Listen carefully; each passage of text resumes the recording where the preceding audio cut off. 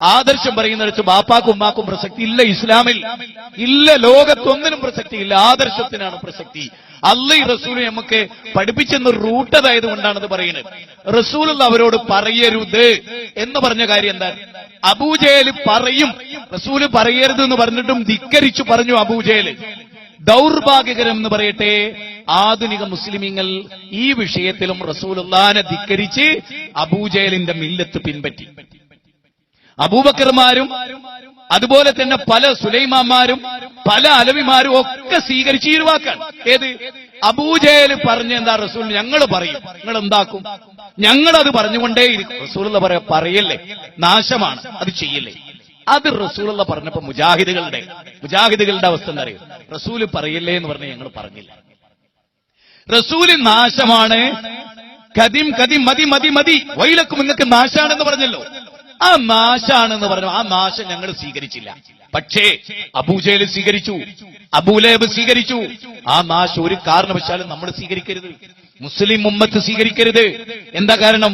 അബൂജഹലിനോട് പറയരുത് എന്ന് നബി പറഞ്ഞ വാചകം ഏതാ?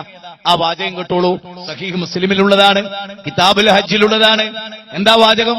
ആ വാചകം കേട്ടെ, ഇല്ലാ ശരീകൻ ഹുവ ലക തംലികുഹു വമാ മലക.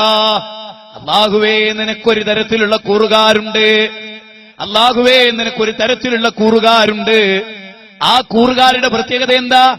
അവർക്ക് സ്വന്തമായി കഴിവില്ല, സ്വന്തമായവർക്ക് കഴിവില്ല.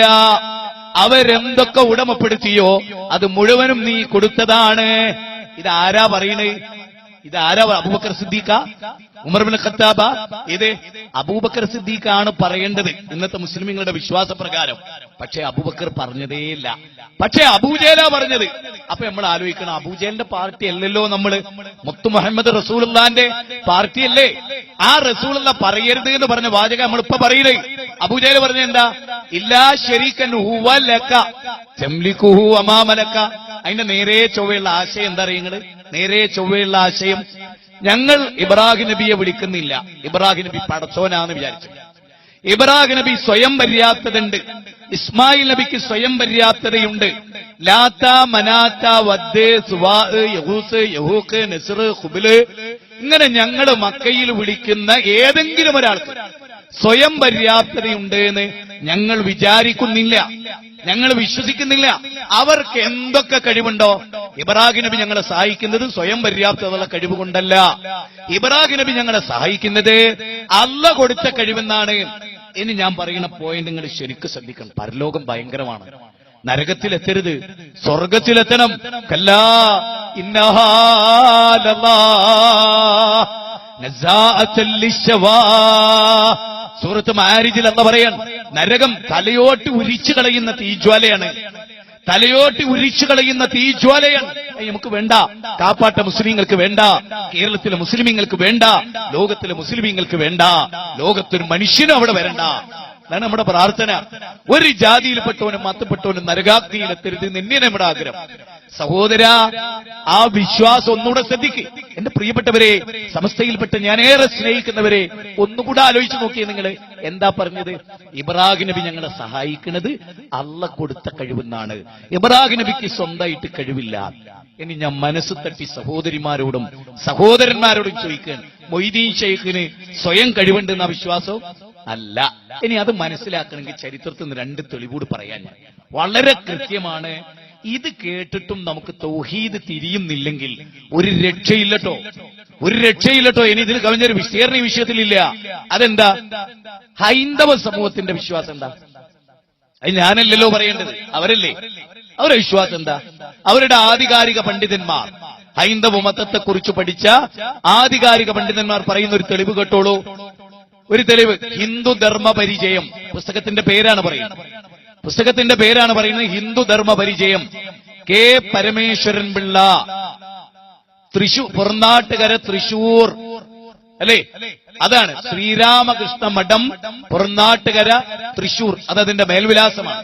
ചാപ്റ്റർ 21 അധ്യായം, അധ്യായം 21, 148 പേജ്, 3ാമത്തെ പാരഗ്രാഫ്, 1-2 വരി. ഇനിയിൽ കഴിഞ്ഞിട്ടൊരു പറയല്ല. അതിലെന്താ ഉള്ളത്? ഹൈന്ദവ വിശ്വാസം പറയാൻ, ഒരു ദേവിക്കും അടിവരട്ടുള്ളൂ. ഞാൻ സമസ്തക്കാരോട് ആ പ്രത്യേകം പറയുന്നു. ഒരു ദേവിക്കും ഒരു ദേവനും സ്വന്തമായി കഴിവില്ല. ഒരു പുൽക്കൊടി നീക്കണമെങ്കിൽ പോലും ദേവിക്ക് സാക്ഷാൽ അള്ളാഹു കൈകൊടുക്കണം. ഒരു ഹിന്ദു മതത്തിന്റെ വിശ്വാസം എന്താ? ഒരു ദേവിക്കും ദേവനും സ്വന്തമായിട്ട് കഴിവില്ലാന്ന്. അള്ള കൊടുത്താലല്ലാതെ ഒരു പുൽക്കൊടി നീക്കാൻ പോലും കഴിയില്ല. ഇത് ഹിന്ദു ധർമ്മ പരിചയം എന്ന പുസ്തകത്തിലുള്ള. ഇനി മുസ്ലിം ധർമ്മ പരിചയം എന്ന് പറഞ്ഞാൽ മുസ്ലിങ്ങൾ എഴുതിയ ഒരു പുസ്തകം. അത് കേട്ടോളി. പാറന്നൂർ PP മൊയ്തീൻകുട്ടി മുസ്ലിയാർ ഓദർ മരിച്ചുപോയി. ഈ പാറന്നൂർ PP മൊയ്തീൻകുട്ടി മുസ്ലിയാർ എഴുതിയ പുസ്തകം 24-25 പേജ്. അതിൽ പാറന്നൂർ PP മൊയ്തീൻകുട്ടി മുസ്ലിയാർ പറയാണ്, മൊയ്തീൻ ഷെയ്ഖ് റഹ്മത്തുള്ളാഹി അലൈഹി റബ്ബാണ് എന്ന് ഞങ്ങൾ വിശ്വസിക്കുന്നില്ല.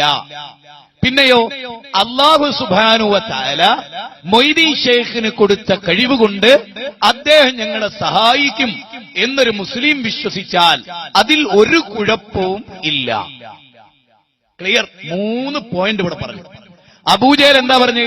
അല്ലാഹുവേ, ഇബ്രാഹിം നബിക്ക് സ്വന്തമായി കഴിവുണ്ട് എന്ന് ഞങ്ങൾ പറയുന്നില്ല. ഇബ്രാഹിം നബിക്ക് എന്തൊക്കെ കഴിവുണ്ടോ അത് മുഴുവനും നീ കൊടുത്താണ്. ഒരു ചെറുവരിൽ ഇബ്രാഹിം നബി അനക്കുണ്ടെങ്കിൽ പടച്ചോനെ നീ കൊടുത്ത കഴിവാ. എന്ത് വിശ്വാസമായിരുന്നില്ലേ അബൂജഹലിന്റെ? ഇക്കാലത്തുണ്ടെങ്കിൽ സമസ്തയുടെ ഓൾ വേൾഡ് പ്രസിഡന്റ് ആക്കാം. അത്ര നല്ല വിശ്വാസം. 10 മാറ്റം. ആലോചിച്ച് നോക്ക്, നമ്മുടെ വിശ്വാസം എന്താ? കേരളത്തില് മുസ്ലിമീങ്ങളിലെ പ്രബലമായൊരു വിഭാഗത്തിന്റെ വിശ്വാസം എന്താ? മൊയ്തീൻ ഷെയ്ഖിന് അള്ള കൊടുത്ത കഴിവുണ്ട്. ഇതാണ് അബൂജഹൽ വിശ്വസിച്ച്. ഇനി എന്റെ മനസ്സ് തട്ടി ചോദ്യം, അങ്ങനെ വിശ്വസിച്ച അബൂജഹലിനെ ബദറിൽ എന്തിന് വിശ്വാസികൾ കൊന്നു? ഇബ്രാഹിം നബിക്കും ഇസ്മായിൽ നബിക്കും സ്വന്തമായി കഴിവില്ലെന്നും അള്ള കൊടുത്ത കഴിവെന്നാണ് സഹായിക്കുന്നത് എന്നും വിശ്വസിച്ച അബൂജഹലിനെ എന്തിന് കാഫിറായി മുദ്രകുത്തി? എന്തിന് മുശ്രിക്കായി മുദ്രകുത്തി? എന്തിന് ലോക മുശ്രിക്കരുടെ നേതാവാണ്? അപരാധമല്ലേ പ്രവാചകൻ ചെയ്തത്? അല്ലേ? സമസ്തക്കാരുടെ വിശ്വാസപ്രകാരം അപരാധമല്ലേ? വിശ്വാസികളെ കാഫിറാക്കല്ലേ ചെയ്ത് മുഹമ്മദ് നബി? ശരിക്കും ചിന്തിച്ചോളൂ, മനസ്സിൽ നോട്ട് ചെയ്തു. എന്ത്? നമ്മളിപ്പോ മൊയ്തീൻ ഷെയ്ഖിനെ വിളിക്കുന്ന ഒരു ശിർക്ക് ചെയ്യുന്നുണ്ടെന്ന് പറഞ്ഞാൽ എന്താ പറയല്? ഞങ്ങളെ മുശ്രിക്കാക്കിയോ? അപ്പൊ അബൂജഹലിനെ മുഹമ്മദ് നബി മുശ്രിക്കാക്കിയില്ലേ? ഇല്ലേ? ഇല്ല. നിങ്ങൾ ചിന്തിക്ക്, തെളിഞ്ഞ ഹൃദയം കൊണ്ട് ആലോചിക്ക്. ഇല്ലാ ശരീകൻ ഹുവ ലക ജംലികുഹു വമാ മലക. ഇനി നിങ്ങൾക്ക് നേരം എടുക്കണില്ലേ?